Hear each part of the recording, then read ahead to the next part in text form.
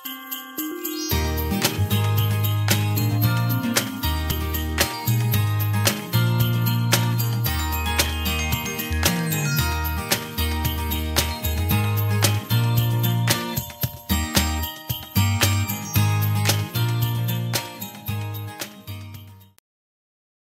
teman-teman, selamat pagi. Semoga hari ini kalian masih sehat-sehat ya. Tentu kalian merasa bahwa pagi hari ini adalah pagi yang sangat membahagiakan. Tentu ya teman-teman, karena hari ini adalah harinya Tuhan. Istimewa untuk kita dengan Tuhan agar dapat berbicara dengan lebih khusus lagi. Nah teman-teman, sebentar lagi kita akan memulai ibadah nih. Untuk memulai ibadah kita, mari kita bernyanyi bersama-sama lagu Di Saat Ini Ku Angkat Tembang.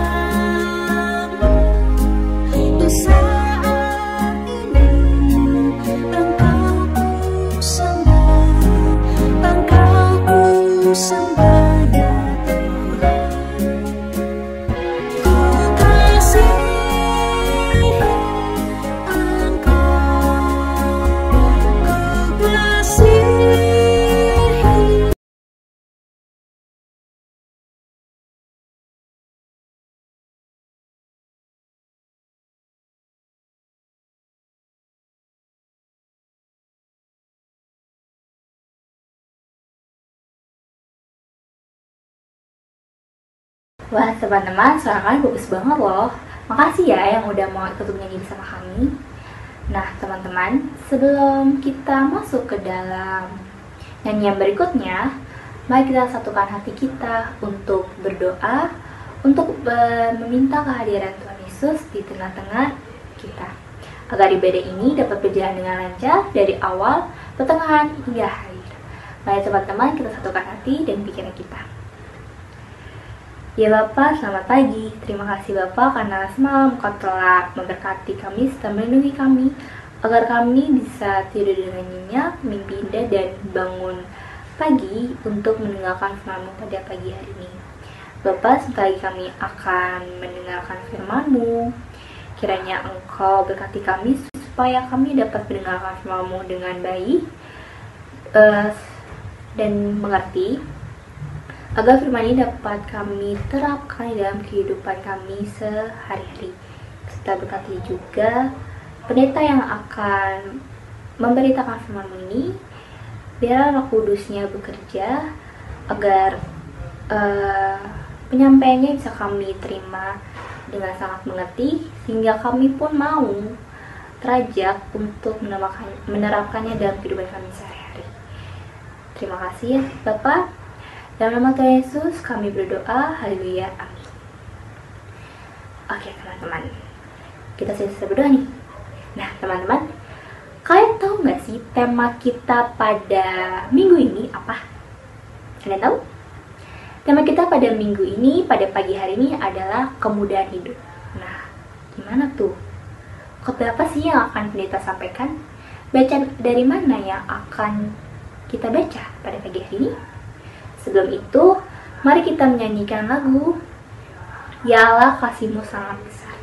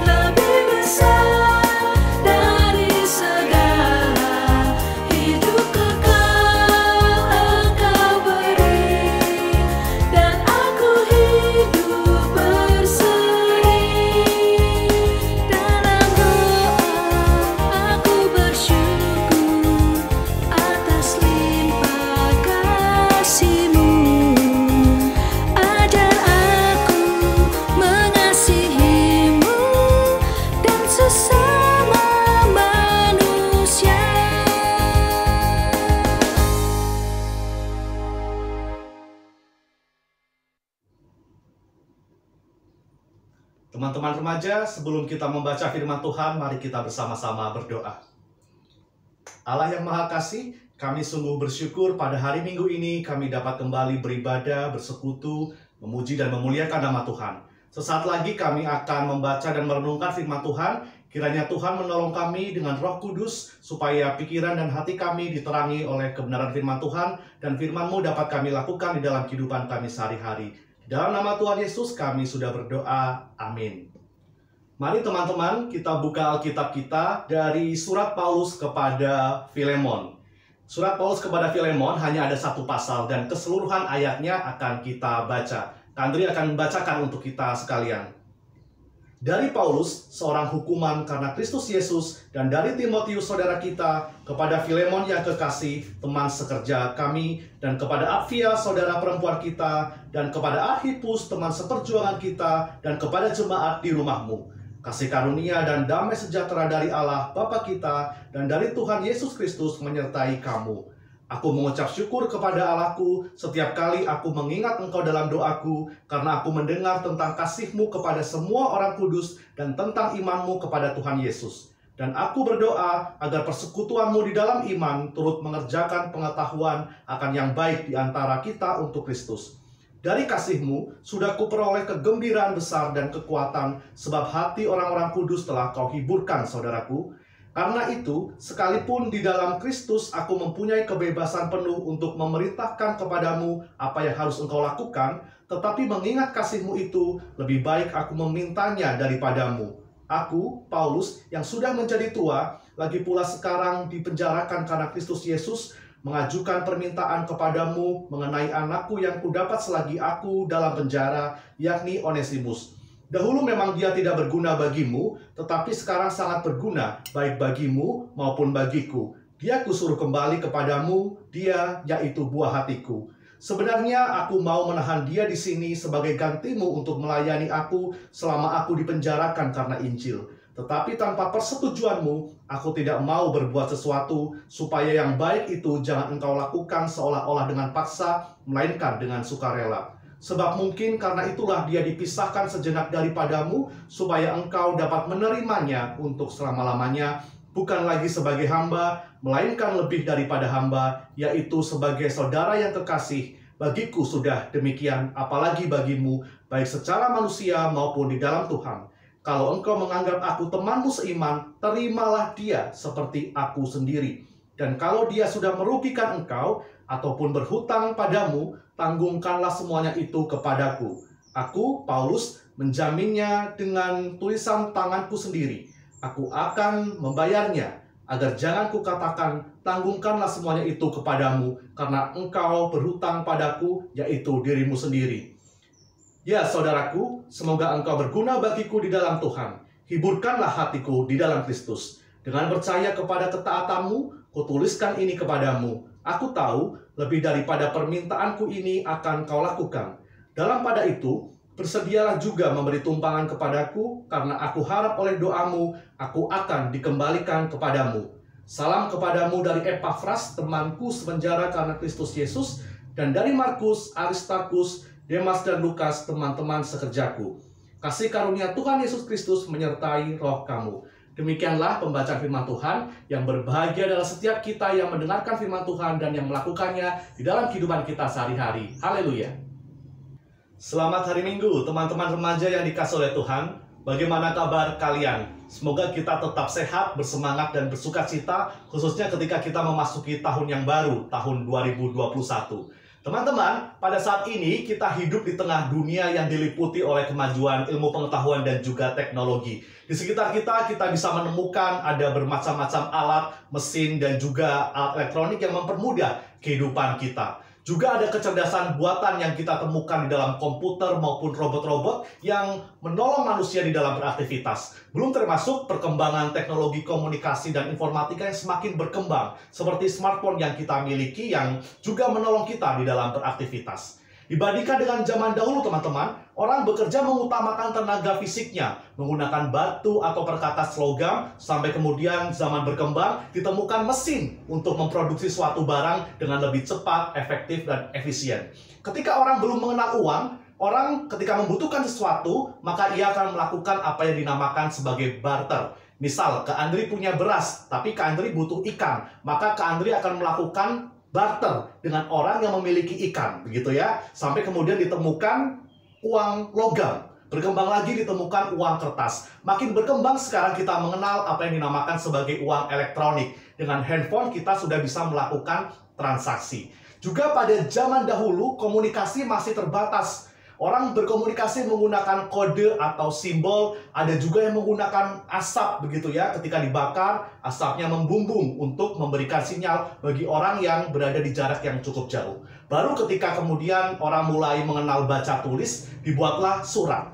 Tetapi surat ini kan tidak bisa langsung instan diterima oleh orang yang kita tuju. Kadang butuh waktu berhari-hari supaya pesan kita bisa sampai kepada orang lain. Zaman makin berkembang, ditemukan telegram, ditemukan pager, ditemukan telepon.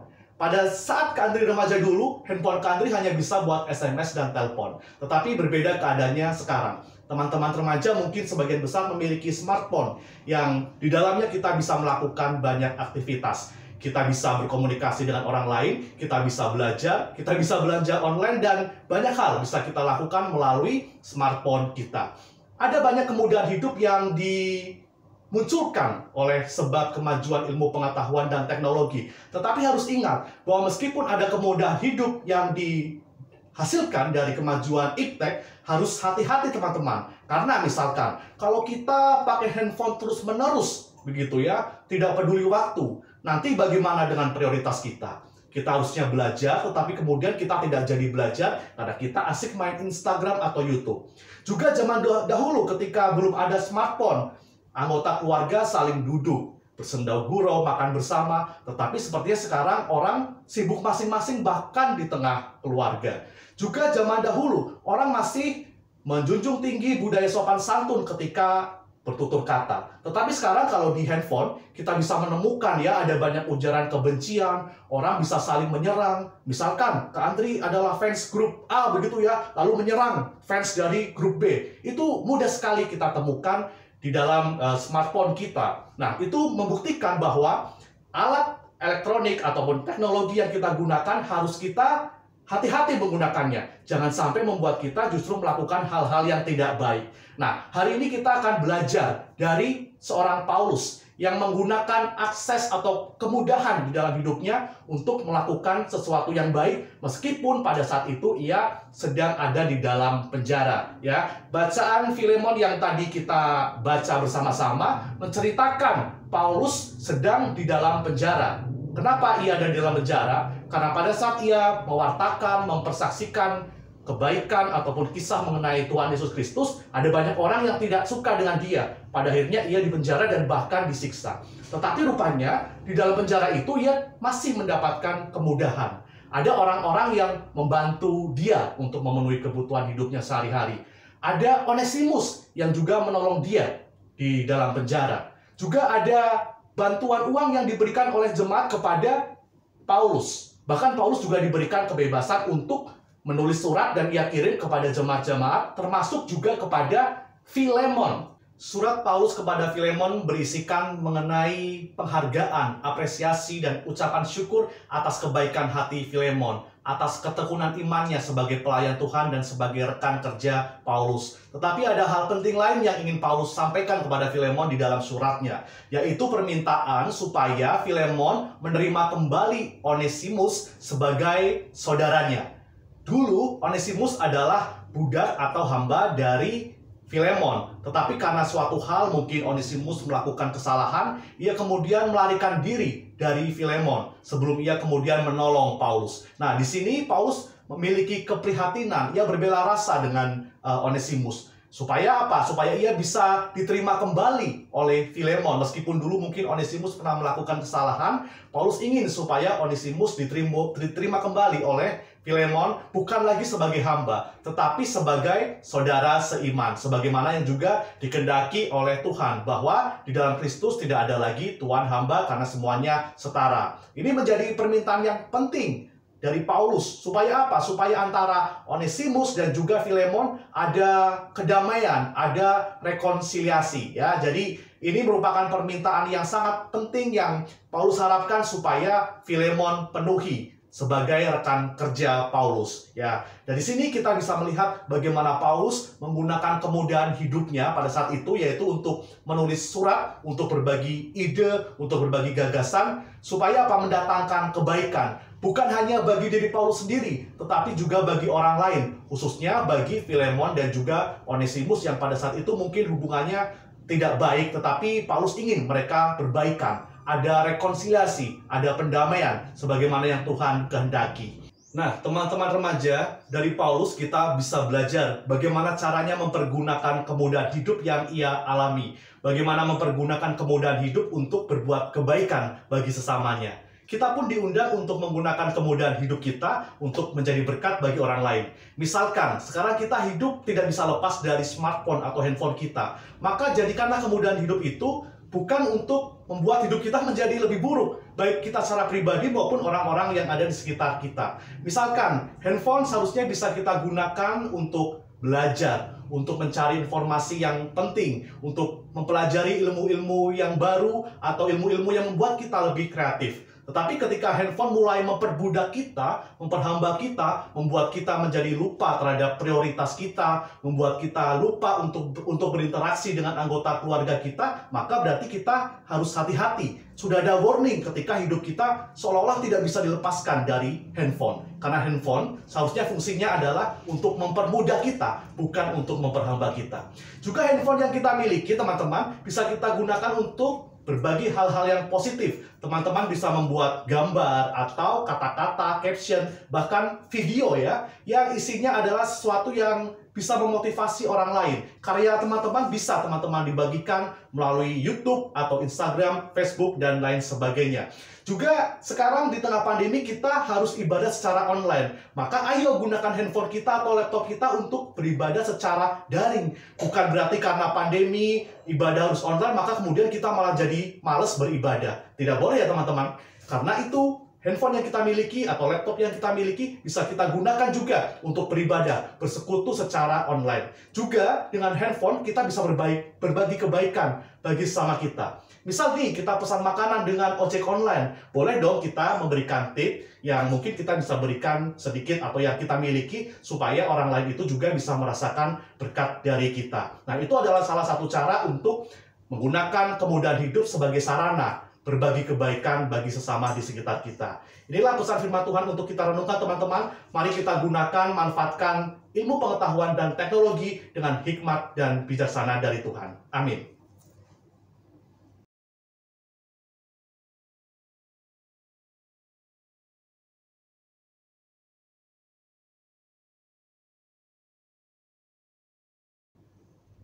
Marilah kita bersama-sama berdoa. Tuhan Allah yang Maha Baik, kami sungguh bersyukur ketika di dalam ibadah ini kami diingatkan supaya menjadi anak-anak muda Tuhan yang memiliki hikmat dan kebijaksanaan di dalam menggunakan teknologi maupun alat komunikasi yang seharusnya mempermudah kehidupan kami, bukan malah sebaliknya memperbudak kehidupan kami. Kiranya Tuhan memberikan kami kebijaksanaan selalu untuk terus menggumuli apa yang menjadi tanggung jawab kami sebagai anak muda Tuhan yang bertanggung jawab.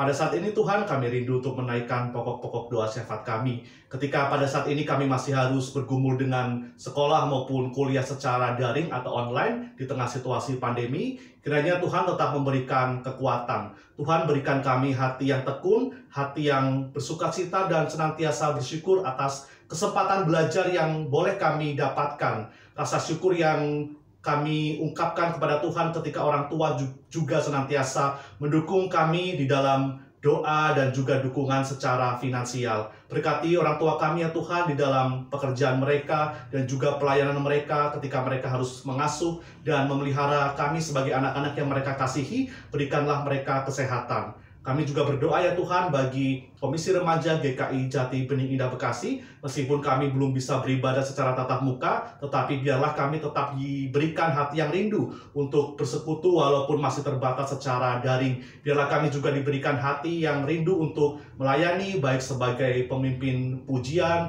maupun juga sebagai orang yang saling meneguhkan satu dengan yang lain, memberikan kata-kata yang baik dan juga motivasi. Kami juga berdoa ya Tuhan di tengah situasi pandemi ini, kiranya Tuhan berkenan untuk segera memulihkan kondisi yang kami alami. Mereka yang terjangkit virus, biarlah kiranya dapat Engkau sembuhkan ya Tuhan. Engkau menolong para tenaga medis, dokter, para perawat, juga pemerintah bersama-sama dengan kami untuk bertanggung jawab memutus rantai penyebaran virus COVID-19. Kami tetap melakukan protokol kesehatan meskipun terkadang kami merasa lelah ataupun jenuh, tetapi biarlah kami diajak untuk turut memelihara kehidupan. Juga untuk pergumulan kami pribadi, satu demi satu yang mungkin tidak dapat kami sebutkan di hadapan-Mu ya Tuhan, tetapi kami percaya bahwa Tuhan melihat apa yang kami alami. Mari Tuhan Engkau mau berjuang bersama dengan kami dan jadikanlah kami menjadi pribadi yang dewasa di dalam iman, mau berjuang dan bergumul di dalam suka duka bersama dengan Kristus. Hanya di dalam nama Tuhan Yesus kami sudah berdoa. Amin. Nah, teman-teman, ibadah kita sudah mau habis selesai nih. Gimana khotbah dan firman yang disampaikan oleh pendeta? Pasti bisa banget kan mengupgrade kita untuk menjadi seseorang yang lebih baik lagi di jalan yang kita lalui ini. Dan aku harap kalian juga mau menerapkan di dalam kehidupan sehari-hari firman dan khotbah yang telah kita dengarkan pada hari ini. Teman-teman, yuk kita sisihkan sedikit uang yang kita miliki untuk Tuhan yang akan gereja pakai untuk keperluan gereja. Teman-teman bisa memberikannya kepada orang tua agar orang tua bisa langsung memberikannya kepada penanggung jawab gereja untuk persembahan ini. Teman-teman juga boleh langsung mentransfer bila teman-teman memang sudah punya. Teman-teman, untuk menutup ibadah kita pada pagi hari ini, yuk kita menyanyikan lagu Perubahan Besar.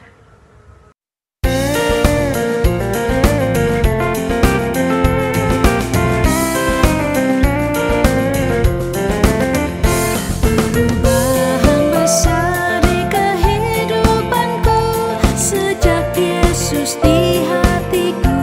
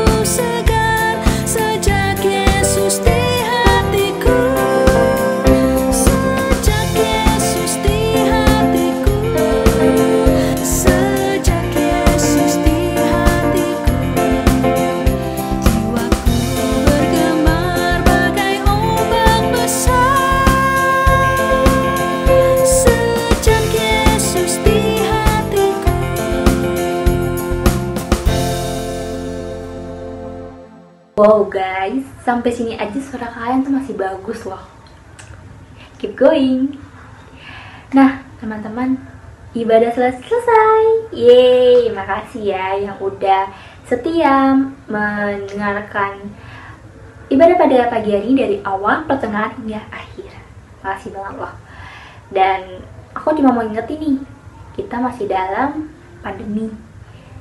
Dan aku harap kalian senantiasa untuk mengikuti protokol-protokol yang ada, memakai masker, menjaga jarak, serta mencuci tangan sepulang dari keluar.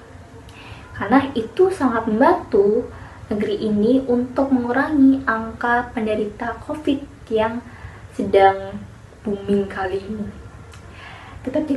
Tetap jaga kesehatan ya teman-teman.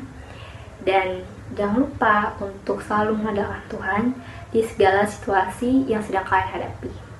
Selamat hari Minggu. Have a nice day. God bless you. Bye-bye.